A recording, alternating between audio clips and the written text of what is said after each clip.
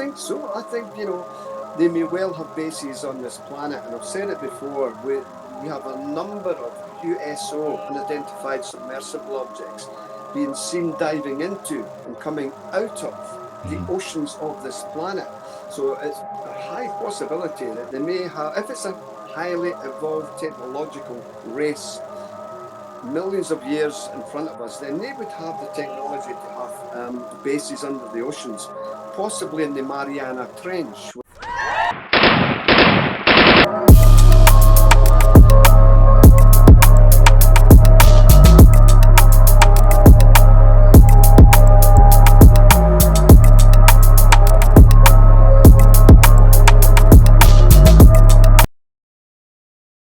Prove to me that you are alive. So I wanted to know your opinion, because obviously your knowledge is way more extensive than anyone else's in the last 50 years. So what do you think of that claim that there's no reason for these beings to be abducting people? Well, clearly Stephen Greer and Jacques Vallée and many other researchers worldwide have their own personal opinions as to what's behind the UFO abductions. And I don't think anybody truly, hand on heart, really knows the answer. If they do, I think they're lying. All I can say about Stephen Greer is, for me personally, and he has had a lot of bad press, I believe that he's doing a very good thing. He's trying the CE5 protocols. We've tried that in Scotland. As yet, no such luck. And but as far as his belief that these beings, greys, call them what you will, are not here to do us any harm, he's probably right, And the reason I say that is because if these intelligent beings, who would appear to be so highly advanced than us, they have no reason to really harm us in any such. But then it's a double-edged sword. If that's the case, why the abductions? I can only speculate and say maybe they actually, this is quite controversial here, maybe they actually seeded us here on planet Earth. In other words, we, humankind, are an experiment of theirs. And what these abductions are they're genetically manipulating us, or putting things into us, or taking things out. For what purpose, we don't know. Is it to create a kind of hybrid race? Again, that's Star Trek, that's speculation.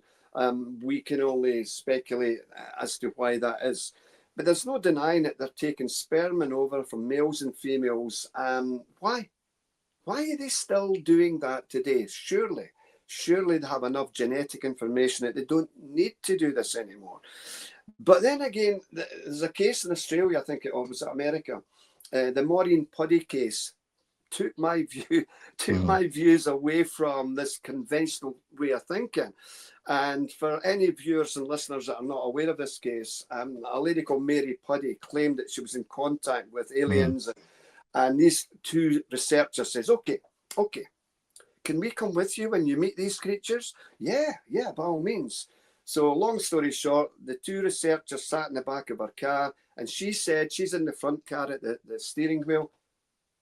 They're coming. I feel they're coming. They'll be here shortly. So the two researchers in the back, they're quite, oh yes, this is going to be good. And then suddenly she says, they're here. I'm going now. And she just tilted her head. She physically never went anywhere now. She was still sitting there. So my question is, my theory is, my speculation is, was it an etheric or spiritual body that they may have abducted? I know that sounds controversial, and there's no, there's no validity in that. But speculation, was it the physical etheric body that they took out of her and kept the physical body there? Because they can switch people off, as we know, So, but getting back to Stephen Greer, I think he's quite right. I think they're not here to harm us. They're maybe here just to do things to us, but not physically harm us. And if these greys or whatever had been wanting to harm us, we're now in 2025. By God, they would have done it by now. So there is an agenda. There is an agenda with these beings, but we don't know what it is. At least I don't. Thank you so much for that. That was important for me to hear. So just in short, us Slavs as a collective, the ethnical group in Eastern Europe, us the Slavs, we have something called the Slavic Vedas. And the Vedas is actually, we believe that the Slavs passed a portion of the Vedas to the Hindu population. I personally myself believe that the whole world lived in the Vedic culture before the coming of the Judeo-Christian religions. I myself pride myself on being the first person to bring the Vedas to the Western world, because you can't find this in the English. But make a long story short, in the Vedas, there's a story, and it's very well detailed, that our ancestors brought everything to this planet. That there was a catastrophe on the previous planet, and they brought the genetics and everything that we see on this planet, the minerals, everything to inhabit this planet. So with all my research and everything, I don't think that's too far-fetched. To me, it makes a lot more sense than Adam and Eve, and then Cain and Abel, and all of these different. Me personally, no disrespect to anyone. So I'm leading this to ask you a question, because again, you have dedicated a big portion of your life to this. My question is going to be a little extended, and you touched on it a little bit, but if you can unpack this for us. So everything that you have learned so far, how many species do you think it is? Do you think that the Anunnaki story has any sort of validity that we are sort of some sort of a genetic experience? Are there any species here on Earth that are staying here on Earth, and if they are, where are they? I know it's a loaded question, but if you could unpack this to us to the best of your ability. Well, certainly the Anunnaki, that's a very feasible explanation. They more or less seeded us. So then, for want of a better word, they could still be a kind of alien race. So that would go with what I said earlier, that somebody somewhere, be it the Anunnaki or whatever, has seeded us here with the minerals, as you quite rightly said, etc., and put us here. I don't go along with Darwin. I don't believe we came from the primordial soup, the origin of the species. I think that's nonsensical. I really do. And as for the Christianity biblical effect, that's a toughie, because I'm a Christian spiritualist, and I do believe in a power. Call that power God, call it whatever you want. Religion is a massive thing, as you know. You have Christianity, Hinduism, Buddhism, a whole range of different cultures, and most of them are all advocating love, advocating goodness. It's just mankind that rewrites the Bible and wants to do this and want to do that in the name of a God. My army will kill your army because I've got God on my side. Absolute nonsense. But religion, this has a big part to play for in this subject of ours, for sure. To get to your question about are they already here, or do they have bases here, or whatever? There's I think so. I think they may well have bases on this planet, and I've said it before. We have a number of USO, unidentified submersible objects, being seen diving into and coming out of the oceans of this planet. So it's a high possibility that they may have, if it's a highly evolved technological race, millions of years in front of us, then they would have the technology to have bases under the oceans, possibly in the Mariana Trench, which is the largest underground trench in our waters of this planet. There's more UFO sightings have been seen coming, diving into and coming out of the island near Puerto Rico. A lot of sightings have been seen of objects diving into and coming out of there. So it's highly probable that not only do we have bases under the oceans, but possibly somewhere in the wilderness, And if the story I told you about Robert Taylor, this UFO could dematerialize and rematerialize, then you may not always see a structure, because they'll have the technology that it's like a cloaking device. I know it's Star Trek, that they have tweaked this button, and so mankind won't see it with their physical eyes. We know that dogs and cats can see ghosts and hear things because their spectrum of vision and hearing is way in advance of humankind. So to answer your question, I would certainly say yes, they would have bases here. Do we have any fantastic proof of that? Some would say yes. For me, not as yet, but I still think they're there, yeah. Mm-hmm. The reason also I mentioned the Vedas and why I think that the whole world lived in the Vedas is something that you said before about the knowing or the knowledge, because Yeah. belief is you have it today, it could be gone tomorrow, but the knowing of something, which is what Vedas means. And I think that before, the three major religions kind of, forcefully conquered the world, I think that our ancestors lived with this knowing. It was something, a usual thing.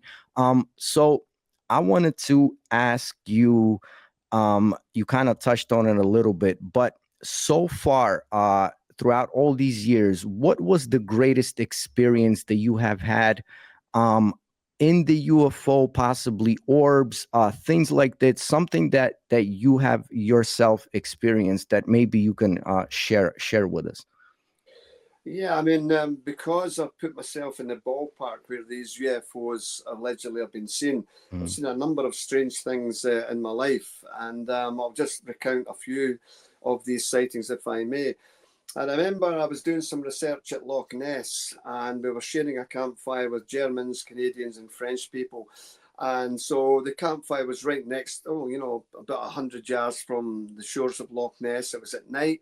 You could see the silhouette of the hills on the other side of Loch Ness. And suddenly this lady screamed out, "What the hell is that?"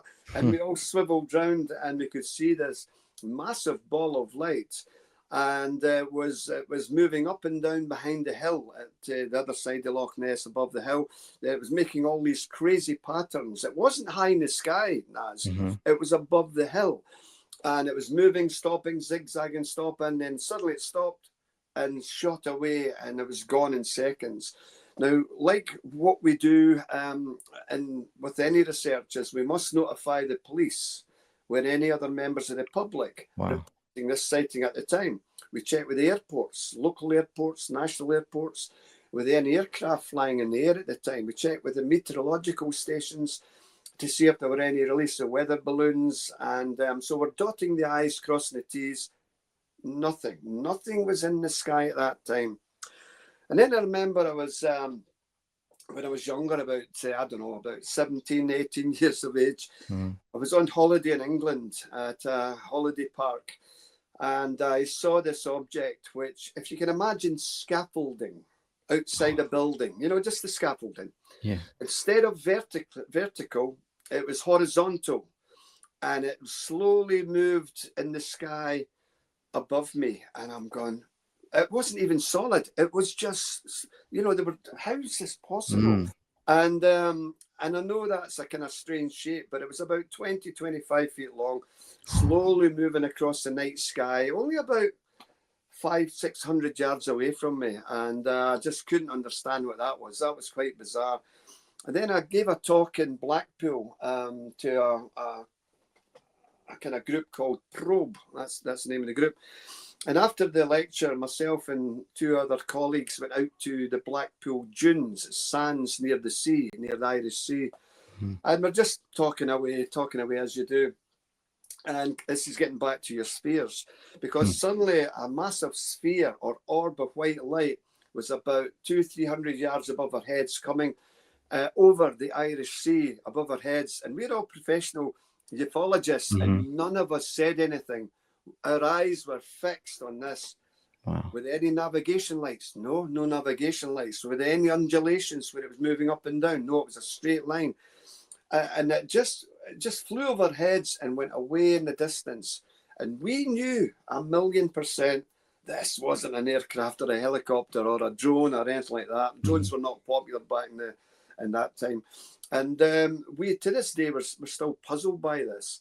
In the town of Bonnybridge in Stirlingshire, it's a hot spot, just like Gulf Breeze in Pensacola. I've seen a number of strange lights in the sky as well. And it's great for me because it fuels this mystery. It fuels my passion, Naz. And it makes me, feet on the ground, just want to get answers. And like I said at the top of the show, the reason we do this and get these stories out in books is these stories got to get out there. They're no good in a filing cabinet, turn the key, lock it away forever. They've got to be out. They've got to get out there, you know?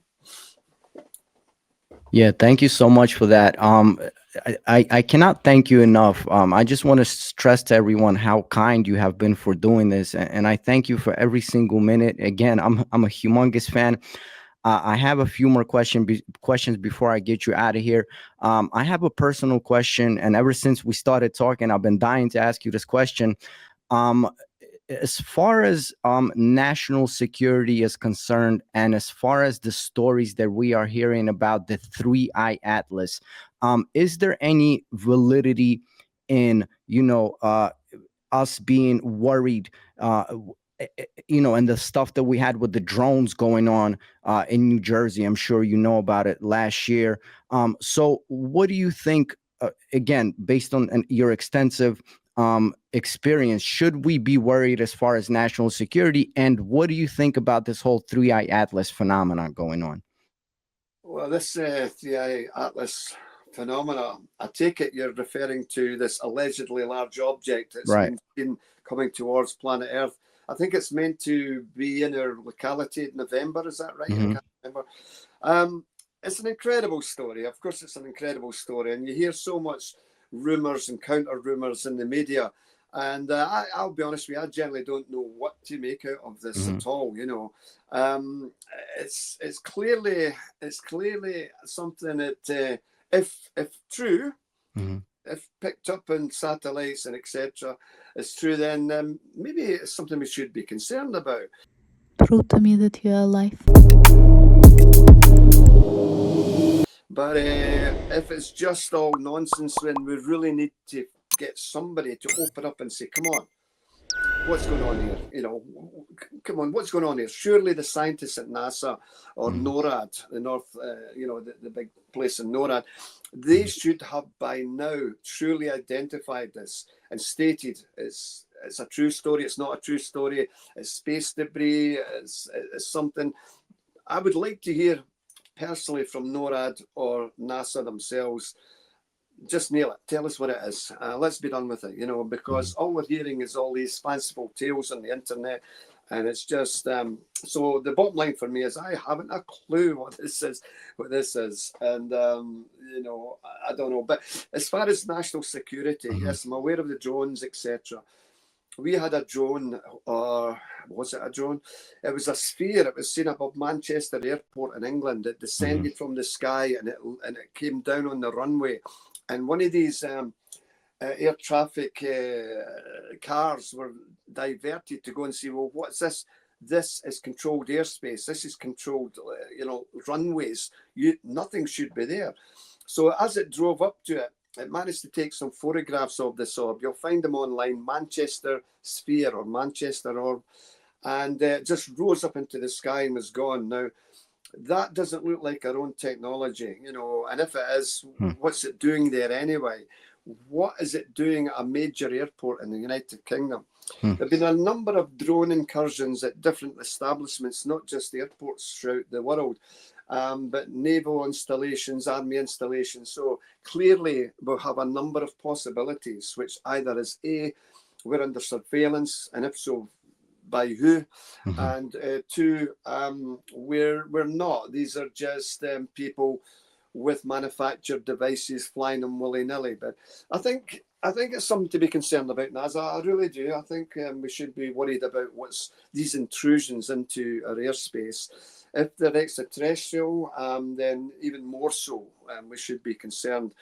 But I think we're in a good place because you mentioned at the top of the show there that, mankind is now realizing that we are dealing with a bona fide subject. Why? Simply because of the USS Theodore Roosevelt, the USS Nimitz, and the USS Princeton, who dispatched Navy jets in pursuit of these high, fast, maneuverable UFOs. They called them gimbal, go fast, and tic-tac. Now, this gets back to your main question. Are we dealing with our own technology or a superior advanced technology that's monitoring our actions? And if that was our own technology, if that was a pilot inside the gimbal or the go fast object, the J-turns would have killed that pilot straight away. Possibly it could have been an advanced super secret drone. But we have to ask the question, what's going on here? And the same with the Calvine UFO event in Scotland back in the early 2000s. We had this diamond-shaped object which was pursued by a Harrier jump jet. And that's still a big concern to ufologists here in Scotland as to what that was. The rumour mill believes it possibly was a secret governmental aircraft. And if so, why do we not see these advanced aircraft in the skies just now? We have the terrible problems with Russia invading Ukraine, which, I mean, a lot of Scottish people hate Putin for that. We love the Ukrainian people. And we just want to see an end to the devastation that this nonsensical leader of Russia has imposed his authority on these poor Ukrainian people. But that's another story. No, I mean, at the end of the day, we're dealing with something real. Let's be honest, we're dealing with something real here. And it's off-world. It's not our own. It's not our own. Thank you so much for that, and thank you for your kind words about the Ukrainian people. Like I said, you know, I'm born and raised out there, family out there. So again, I thank you for every single second. I would love to sometimes, when you have time, to have you back. Obviously, I have a million more questions, Loch Ness and things like that. Like, you know, your knowledge is beyond anything, you know, anything average, let's say. So two more questions. And you know, you can answer this in short. What do you, well, as far as UFO/UAP is concerned, are these, a lot of people are asking, are these interplanetary or are they interdimensional? And the Christian theologists that I spoke with are saying that these are, you know, demonic beings or angelic beings. So what does Malcolm Robinson say about that? Oh, it's a very, very good question. Very good question. I mean, Jacques Vallée advocated that a lot of it's to do with interdimensions. You know, we're looking at the superstring theory, quarks, neutrinos. We humans don't know all. There are many things in the ether that we haven't yet comprehended, but we know it's there, you know. I honestly believe that a lot of it is to do with dimensions, absolutely, you know, frequencies, etc., for sure. And I certainly go along the route of Jacques Vallée into that. And sorry, what was your other question again? It was the... Yeah, as far as Christian theologists saying that these are possibly angelic or demonic beings. Yeah, I mean, that's a toughy one as well. I mean, there was an explosion of UFO sightings in West Wales in 1977. It was investigated by Randall Jones Pugh. And I interviewed Randall Jones Pugh and got his thoughts. And this brings me to your question, because I asked Randall, what do you think's going on, Randall? I think it's demonic. Honestly, Malcolm, I said, I think it's demonic. I don't think these things are angelic. I don't think these are peaceful people. It's something from the dark side. Now, that was his interpretation. So much so that he actually burned most of his UFO research because he just didn't want anything more to do with it. So he, as a researcher, believed it was demonic. As from angelic, I mean, I deal obviously in spiritualism and life after death, and I have a very good friend who's a psychic medium. His name is Stephen Bird. And he works not only with his guides, but he works with angels, etc. Now, we got to ask the question, are they part and parcel the same? If we're talking dimensions, is ghosts, poltergeists, can they come in to the very fabric of ufology? Is it all part of the same phenomena, but in a different guise? And does the dimensions cause these things to happen? Again, I can't answer that. Even with over 45 or 50 years of research, I love to look out the box. I love to pull back the covers and say, right, what have I not looked at here? What's missing? It's like a big jigsaw. You're missing one piece. Where's that last piece? And this is what ufology is, and paranormal is. I say that, but I mean, my conviction, my knowing, my belief is there's a life after death. That's fine. Because of my research, believe that. Ufology, excuse me, as well. The evidence is so overwhelming that UFOs are a reality. Now, there is nonsense in anything. Excuse me, there is nonsense in some of the ufology and paranormal. But once you sweep that aside, once you get rid of the idiots and the naysayers, you're left with gems. You're left with nuggets of fantastic information that is there. And I just think it's a wonderful journey. You're a young man, you're involved with this yourself, and you love the subject probably as much as I do. And the beauty of what you're doing, Naz, is you're providing an opportunity to have people like me and other guests on and just relay their thoughts and opinions. And it makes the viewers of your channel just say, well, God, I never thought about that. I don't have all the answers after all these years of research. I believe wholeheartedly that we're dealing, as I said a moment ago, with UFOs, with life after death. And all I'm doing and coming on your show is hoping to just kind of give you my thoughts and feelings after all these years, all over Europe, all over Great Britain, knocking on doors, speaking to people, getting rid of all the rubbish, and just finding out what's real. It's a wonderful, wonderful journey. It really is. Thank you so much. And again, Mr. Robinson, if you would be so kind to, sometimes when you have time to come back, we would love to have you back. I do have a last question. We have a traditional question for our first time guests, but I'm going to tie it all into one question because I think it's important. And, you can take us out of here, as we say. But before, I just want to say that, the reason why you're being so humble is because I think your journey is sort of, again, beginning. I think you have so much, energy and time left in you. What I want you to know is that me, as a big fan, and I say this with full humbleness, you are perhaps one of the most important people of the last couple generations. For sure. Your voice really matters. Your experience is beyond, anything that you can equate to something else. So I just want you to know that this is coming from the bottom of my heart. That please continue to do your work. We need you. We're watching. We're huge fans. So that leads me to my last question, and it's going to be a two-part question because, like I said, we have a traditional question. What has Malcolm Robinson been up to lately? How, as someone that's getting introduced to you, what would you recommend the first piece of literature or maybe a film that you would recommend? And the traditional question that we have on the Prove to Me That Your Life podcast is, what is the meaning of life for Malcolm Robinson? Yeah, great questions. Well, what I've been up to recently, I just came back from lecturing at Spirit Seeker. It's a big spiritual psychic event. It happens once a year in England, and I presented 3 lectures there. One was celebrities and UFOs and ghosts. That was like all your movie stars, your pop stars, your sports stars who's had dealings with UFOs. So that was one lecture. The other lecture was on pilot sightings of UFOs, all the various commercial and other pilots.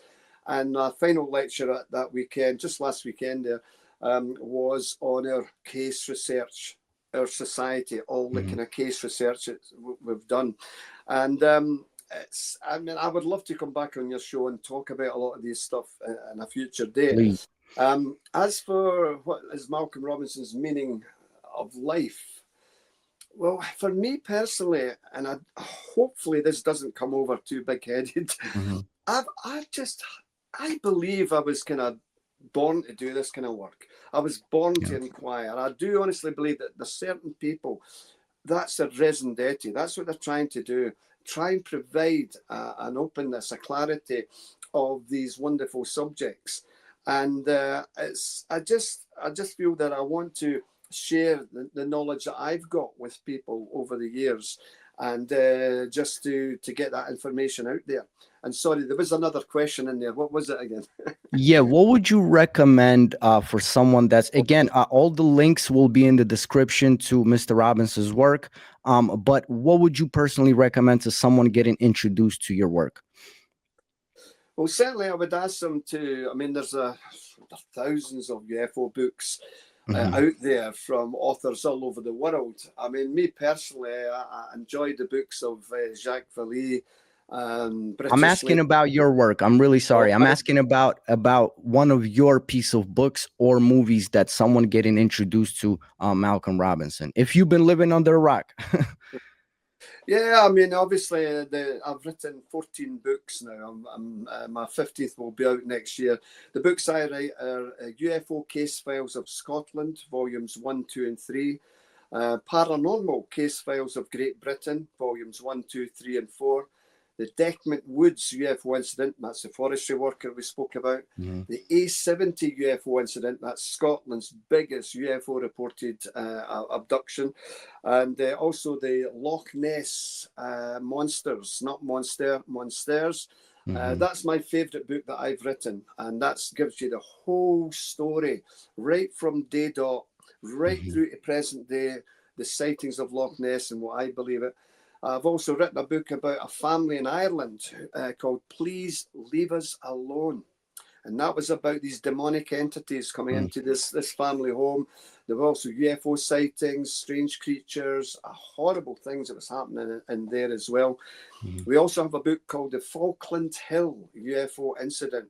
And that's Scotland's most controversial UFO case where this family claimed to have not seen 10, not seen 20, but over 100 small grey beings in a farmer's field. And again, I'll speak about this in a further show with you, Naz, if I may. Please. So for anybody really looking at my works, I can be found on Facebook. Yeah, I mean, if you go into my YouTube channel, you'll see some of the television shows that I've done over the years, bits and pieces. I'm not an expert. I'm just nobody. I'm not nothing special. I'm just a guy whose heart is in this wonderful subject. And please, everybody's watching this show, support, Naz, support the show and keep asking those questions. Yeah, if I may, I would like to add a little correction. You are special. You are a blessing and a gift to all of us. I truly too believe. I've been following you, believe me, for years. I truly too not believe, but I know that you are one of these key figures that one day we will look back in history and unpack everything that you have done on behalf of all of us. While regular people go to work, and do their own thing, you're out there providing this information, and you're leaving it up to people. Think what you want or believe what you want. Mr. Robinson, please, please, please come back, because I have 1,000,001 questions, just maybe as many 1,000,001 books that you have out there. All the links will be available in the description. You are a true legendary hero kind of figure. We love you so much. Thank you so much for doing this. Please come back. I will do. It's been a pleasure being on your show. I promise to come back, because there's so many more stories we have, not just in UFOs, but in ghosts and also the Loch Ness Monster. I'm a big Nessie fan. Yeah. Thank you so much, sir. God bless you, and give my regards to your wonderful family, and we'll speak soon. Thank you very much. It was Malcolm Robinson. Thank you. Yep.